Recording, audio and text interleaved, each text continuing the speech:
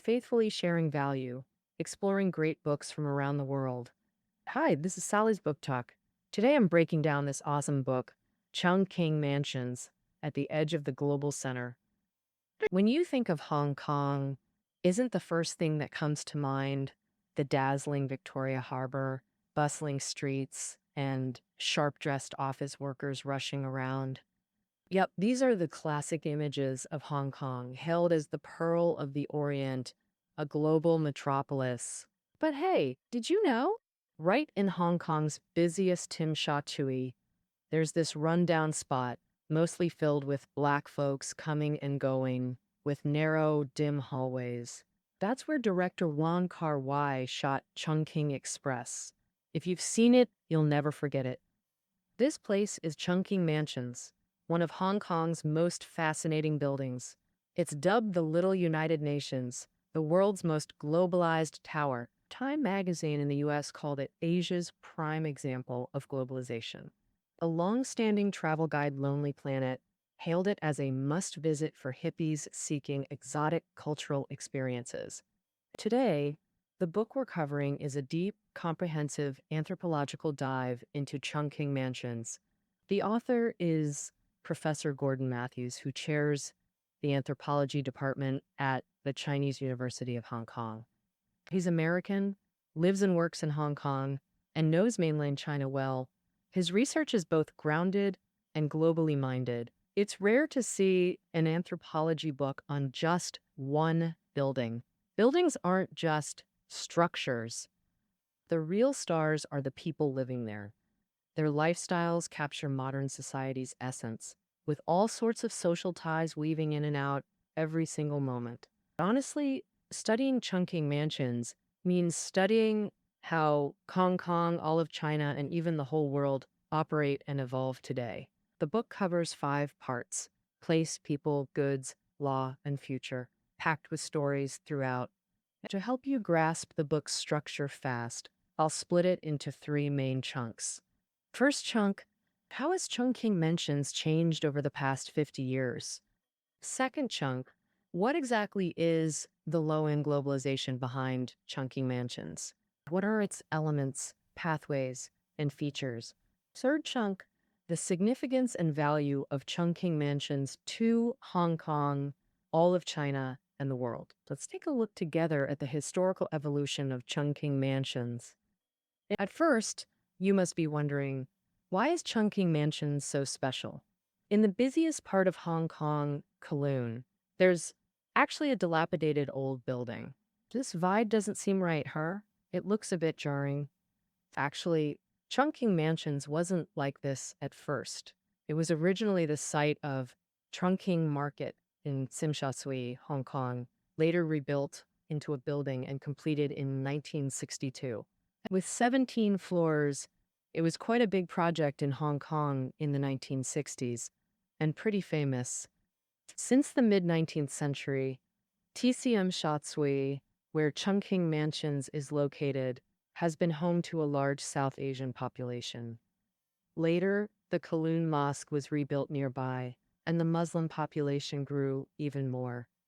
This led to 20% of the shop owners in Chungking Mansions being from India, Pakistan, Indonesia when it first opened, making it a consumption hub for South Asians. During the Vietnam War in the late 1960s, American warships often came to Hong Kong for supplies. Many U.S. soldiers came ashore and frequented areas like Tim Sha Tsui and Wan Chai for entertainment. Chungking Mansions became known for street prostitution. At the same time, in that era, the hippie movement in Europe and America was rising. Many backpackers drifted to Hong Kong and stayed in Chungking Mansions. By the 1970s, the long-standing American travel magazine, Lonely Planet, featured it in a special report. Chungking Mansions gained international fame, becoming a trendy spot that attracted more foreigners to explore. In 1994, director Wong Kar-wai's Chungking Express further boosted its reputation. The various gunfight and gangster scenes deepened the dark image of Chungking Mansions in the public mind. After 2000, African merchants arrived, followed by international refugees. They all settled in Chungking mansions. Thus, Chungking mansions became South Asians. An area with a high concentration of Africans in dark zones, along with Chungking mansions, has also sporadically experienced incidents like fires and rapes. Once these various dark impressions collided, they spread slowly and became uncontrollable. Ultimately, Chungking mansions became a dark corner feared and despised by the public. This is the evolution history of Chungking mansions. However, as an anthropologist, Professor Gordon Matthews has unique insight. He can uncover deeper social issues behind ordinary life. Professor Gordon Matthews discovered that Chungking mansions actually reflects the phenomenon of low-end globalization. So what exactly is low-end globalization? According to Professor Matthews' definition, it's the global movement of people and goods with low capital investment in semi-legal or even illegal informal economies. Generally, the globalization we see in news and online, specifically, it's high-end European and American cosmetics, Starbucks, McDonald's, and iPhones, continuously entering emerging markets while these developing countries provide cheap labor and low-end manufacturing. Take manufacturing, for example. After World War I, it shifted from the West to Japan and Asia's Four Tigers, then to China's southeastern coastal regions. Like a Ford car, though headquartered in the US, its parts come from all over the world. And after production, it's sold worldwide too. But Africa is generally left out of this globalization picture, still plagued by poverty, war, and disease. Now, through these African merchants' transnational movements, China and Africa are connected. Africa has also been brought into globalization's historical process. But this globalization is clearly different from the higher end version in Western countries. It's a lower end globalization. The core hub of this low end globalization is Hong Kong's Chungking mansions. So, what exactly happens daily in the low end globalization behind Chungking mansions? Let Professor Matthews tell you all about it. From 2006 to 2009, for 3.5 years, Professor Matthews would leave his prestigious university campus weekly, personally taking assistants to small hotels in Chungking mansions, staying 2 nights each time, living alongside Africans and South Asians discriminated against by Hong Kongers, observing their daily lives and business activities. His unique life experiences and research gave him comprehensive understanding and nuanced observation of daily events in Chungking mansions. First, Professor Matthews found that Hong Kong police receive about 15 cases weekly related to Chungking mansions, but over half are false reports. For example, some customers file reports when dissatisfied with restaurant service in the building, while the remaining cases mostly just involve noise complaints. Of course, sometimes there are bizarre incidents like anonymous reports about drug dealers in Chongqing mansions because they're stealing business. But overall, reports of things like sex trade or drug use aren't actually that common. But in Chongqing mansions, there are mainly three types of people: legal, illegal, and those in between. Legal groups include merchants, tourists, property owners, customers, etc. Illegal ones include a small number of drug dealers, prostitutes, smugglers, and visa overstayers. Uh, those in between legal and illegal, the gray group, mainly refer to laborers who hold tourist visas but actually come to earn money.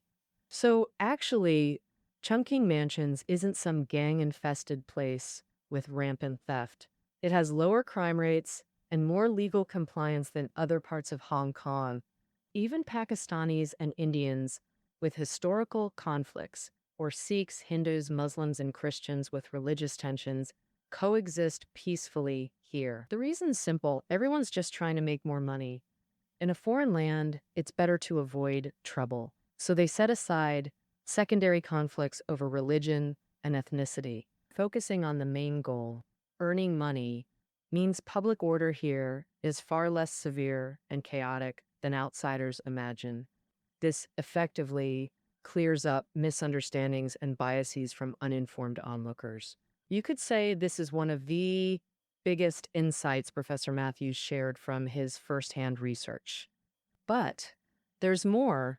Professor Matthews also found Chungking Mansions has nearly 100 hotels, hosting about 4,000 people from nearly 120 countries nightly. Um, with 120 shops selling Indian curry, Arab headscarves, Chinese made phones, African and Latin American merchants, American hippies, European globetrotters, all mingle across its 17 floors. Plus, the whole building is self sufficient: food, drink, clothing, lodging, all covered. You could stay a month without leaving. Additionally, Professor Matthews discovered two fascinating things. First, the same chunking mansions holds different meanings for people from different countries and regions. For tourists from developed Western countries, it's just about experiencing this alternative spot recommended by travel guides, satisfying their curiosity. For mainland tourists, it's likely about affordable travel and cheap accommodation. People from Southeast Asia come here mainly for business. Many Indians are temporary laborers staying in chunking mansions to earn more money and strive for middle class status. For Africans, coming to Hong Kong or mainland China for business signifies a rite of passage. Returning with money quickly elevates family status and social prestige. The second thing is that among the 120 shops on the first floor, besides a few clothing and watch stores, a staggering 98 specialize in wholesale phones. Hey, why so many phone shops? You'd be shocked to find out. Turns out these phones are mostly manufactured in China's southern coastal regions. Affordable in quality, they're bulk purchased by African merchants for wholesale back to Africa. Professor Matthews knew an Indian merchant who flew directly from Kolkata to Hong Kong, checked into Chungking Mansions that day, then headed to the phone shops on the first floor. While browsing, he called his Indian partner to compare prices and closed the deal that same day. And accommodation, meals, and business all solved in one place at Chungking Mansions. Super convenient. These capital limited Indian and African merchants sometimes meet fellow countrymen and form teams to inspect factories inland. See? Chungking Mansions also functions as a hometown association, providing a networking base for traveling merchants. In daily life at Chungking Mansions, Professor Matthews identified two pathways of low-end globalization. The first path: merchants actively travel from Africa's marginalized regions to China's emerging economy to purchase goods, then transport them back to Africa. Hundreds of African merchants pioneered this fascinating route. So, how do these African merchants operate? Merchants are the main group in Chungking Mansions. Hailing from everywhere, they're typically middlemen transporting Chinese goods to their home countries or bringing local products to China to sell to wholesalers or markets, eventually reaching consumers through small traders. Their business model mainly profits through price differentials. In plain terms, it's similar to large-scale overseas purchasing agents. They mostly purchase relatively low-priced goods like cheap Chinese-made phones and clothing. Many are grassroots entrepreneurs. Round-trip flights alone cost about $1,000, but after expenses, they met $400 to $1,000 per trip. To achieve this, they must minimize non-essential spending to maximize their net income. So, apart from essential travel costs, expenses like accommodation and food must be kept minimal. One Nigerian merchant said the toughest hurdle is his country's customs. For example, if an item brings $30 profit, $10 goes to taxes, $10 to bribing officers, leaving just $10. Even then, Nigerian merchants profit since locally made goods are far pricier than Chinese products. Despite countless obstacles, this business remains worthwhile. Generally, these grassroots merchants resent heavy government taxes, while officials criticize them for exploiting loopholes and selling counterfeit goods. More educated merchants counter that most counterfeit products aren't bad quality. They last years, and if too expensive, ordinary Africans couldn't afford them. At least we've expanded the poor's imagination, letting them experience modern technology's advancement. As an observer, Professor Matthews sympathizes with this low-end globalization. While clearly illegal acts are unacceptable, other behaviors deserve moderate consideration. At least these agile merchants laboriously bring advanced goods to the world's cheapest places, letting developing nations access phones and computers. Even as lower-end products, making these modern technologies accessible is a huge contribution. Thus, so-called low-end globalization holds positive value and significance. By now, you might picture this: merchants from Asia, Africa, and Latin America with limited funds and short-term visas, buying plane tickets to Hong Kong and immediately checking in to crowded Chungking mansions. After settling in, they contact mainland factories or distributors, negotiate prices, and ship goods home, only to face tariffs and border bribes upon arrival. When finally back in local markets, they bargain with distributors before selling a shipment. Any misstep in this chain could ruin these underconnected entrepreneurs. Global finance and border policies easily bankrupt them. Yet these goods, despite their arduous journey, ultimately improve third world living standards. At this point, you might recall similar places in mainland China aren't rare, like Yiwu in Zhejiang, the world's largest small goods hub, or Guangzhou's Sanyanli, China's biggest African community. These places also function as low-end globalization nodes, just less fantastical and controversial than Chungking mansions. But unlike these China developing world merchants, another group in Chungking mansions shows low-end globalization's different path. They're refugees, typically from the Middle East or Africa, transiting through Hong Kong en route to Western nations. So where do they stay in Hong Kong? Where food and lodging are cheap and security is lax, Chungking mansions. Typically, asylum seekers head straight to Chungking mansions after arrival, finding a budget hotel. Next, they urgently contact the UNHCR office to apply for refugee status and await interviews. Per Professor Matthews, 80% fabricate their asylum claims. UNHCR's 2008 data shows only 3% got approved. Generally, asylum requires two conditions: persecution due to race, politics, or religion, or having suffered torture. But these asylum seekers in Hong Kong, even if they've experienced harm, it's usually from personal or financial disputes far below UN standards. Actually, most so-called refugees come to earn money or rely on temporary relief funds, using Hong Kong as a transit hub to Western countries. So, UNHCR officers naturally see through these tactics and reject many applications. These refugees in Chungking mansions live day to day, doing odd jobs and relying on charity aid while awaiting migration chances. Whether African merchants or refugees, both low-end globalization paths converge in Chungking mansions. So why here instead of elsewhere in Hong Kong? Why Hong Kong instead of other global locations? Three factors combine to answer why it's Chungking mansions specifically. Ironically, Chungking mansion's notorious reputation keeps rents relatively low despite its prime location.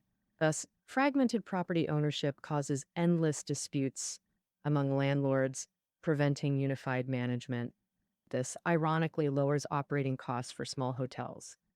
Saving on fees allows more budget lodgings and eateries, attracting third world residents. Pre-existing communities of compatriots have formed self-sufficient micro-neighborhoods there.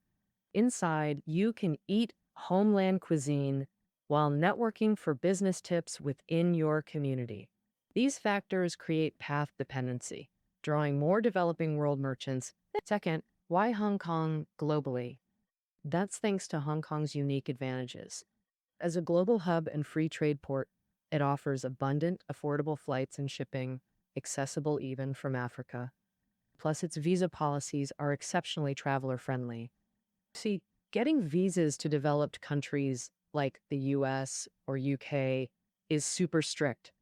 Just the application fee costs hundreds of dollars, and you might still get denied at the border. So the risks and costs are pretty high. Hong Kong's developed yet has easy entry and exit, naturally attracting underfunded grassroots merchants or refugees seeking opportunities. Third crucial factor, Hong Kong leans on mainland China. After reform and opening up, coastal regions absorbed manufacturing from the West and Japan, becoming the world's factory, selling globally, offering affordable quality goods. You can source products cheaply in China and resell them across Asia, Africa, and Latin America. That price gap makes countless merchants drool. Chinese made phones, clothes, affordable, durable, perfect for African consumers. In short, Chungking Mansions became low end globalization's hub for three reasons. Located in Hong Kong, backed by mainland China, facing Asia, Africa, Latin America. Okay, that covers Chungking Mansion's history and its low-end globalization story. Finally, let's examine the modern values and trends embodied by Chungking Mansions. First, this place outsiders discriminate against actually radiates strong cosmopolitan spirit. First, nations, ethnic groups, or religions that are enemies elsewhere coexist harmoniously in Chungking Mansions. Muslims and non-Muslims live peacefully. Pakistanis and Indians mingle freely. Remember, these groups might be hostile or deeply suspicious back home. Yet, in Chungking Mansions, you'll find, no matter your original status, identity, or beliefs, everyone becomes part of Hong Kong's third world community. Hong Kong's sole purpose isn't conflict, it's making money. This reflects Hong Kong society's core values. A strong liberal atmosphere thrives here, regardless of origin, status, or religion. Follow the law, work hard, and Hong Kong welcomes you. In Chungking Mansions especially, everyone does their own thing and worships freely. As fellow travelers in hardship, mutual tolerance defines Chungking Mansion's prevailing attitude. Moreover, the modern value of Chungking Mansions also lies in reflecting how today's world is moving towards an era of diversity. Chungking Mansions can be described as a three-dimensional global cultural supermarket. In the process of globalization, regardless of high-end or low-end, various groups, cultures, and beliefs worldwide mix and blend. In this giant supermarket, people freely choose elements that suit them based on their preferences and identities, assembling them to form their own sense of identity. In traditional societies, people's identities were often defined by relatively fixed social elements like blood ties, relatives, family, and geography. People were rooted in their native soil, living and dying there with lifelong values, generally stable. But in the globalization era, who am I? What's my identity?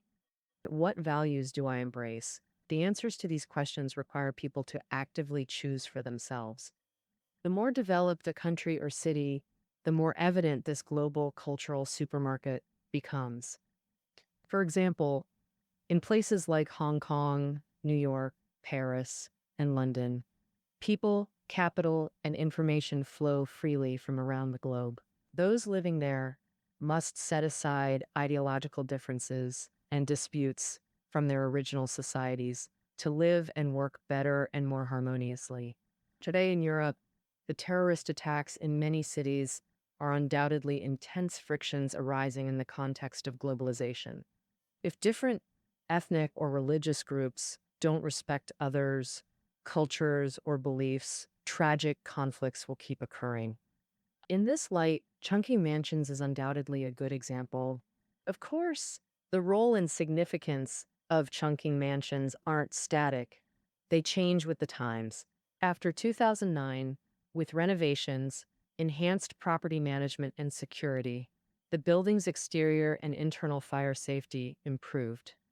Hong Kongers' negative attitudes slightly eased, Well, Western tourists seeking novelty felt disappointed, thinking the renovated building lost its unique, magical charm and became too ordinary.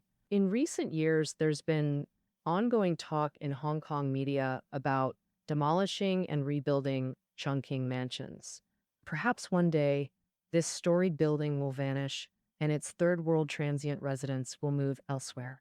Regardless, all this tells us that in globalization, any social phenomenon is rapidly changing, constantly in dynamic recombination. Are people fully prepared for this? All right, that concludes our discussion of Hong Kong's Chungking mansions. Reading notes are below the audio. We'll see you tomorrow.